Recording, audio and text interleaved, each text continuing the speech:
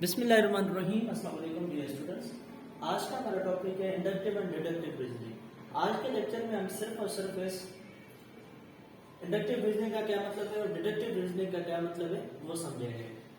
Lecture को start करने से पहले आप मेरे चैनल को सब्सक्राइब करें, इस वीडियो को लाइक करें। इंडक्टिव रीजनिंग में हम क्या करते हैं, हम स्पेसिफिक से जनरल की तरफ जाते हैं।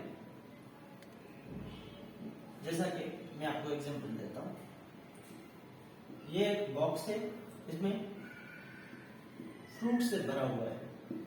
हम एक फ्रूट निकालते हैं, वो मैंगो होता है। दूसरा निकालते हैं, वो भी मैंगो होता है। तीसरा निकालते हैं, वो भी मैंगो होता है। तो फिर हम कंक्लूड कर देते हैं, कंक्लूजन कर देते हैं कि the box is full of mangoes. हम यहाँ पे क्या कह रहे हैं कि ये एक हम स्पेसिफिक फ्रूट्स ले रहे हैं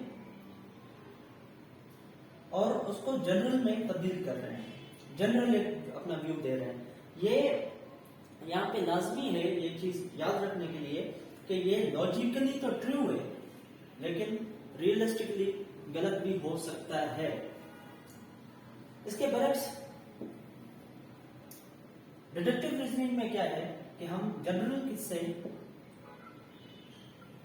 स्पेसिफिक की तरफ जाते हैं। जैसा कि ऑल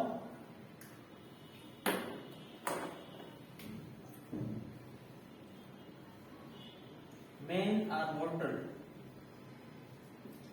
ये क्या है, ये एक जनरल स्टेटमेंट है। लेकिन अब हम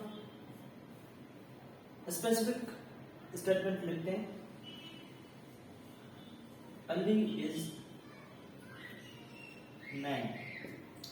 अब इसका कंक्लूजन क्या निकलेगा, अली इज मोर्टल।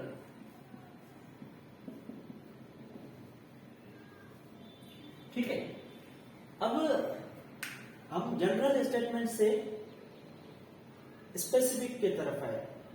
इस रीजनिंग को कहते हैं डिडक्टिव रीजनिंग, जबकि इस रीजनिंग को कहते हैं इंडक्टिव रीजनिंग। डिडक्टिव रीजनिंग जो है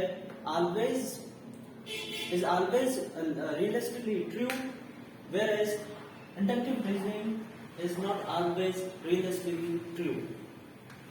ये हमेशा रियलिस्टिकली ट्रू नहीं होता, जबकि डिडक्टिव जो रीजनिंग है वो सही होता है हर सूरत में। ठीक है, उम्मीद करता हूँ आपको ये लेक्चर समझ में आ गया होगा। Thank you very much. Allah Hafiz.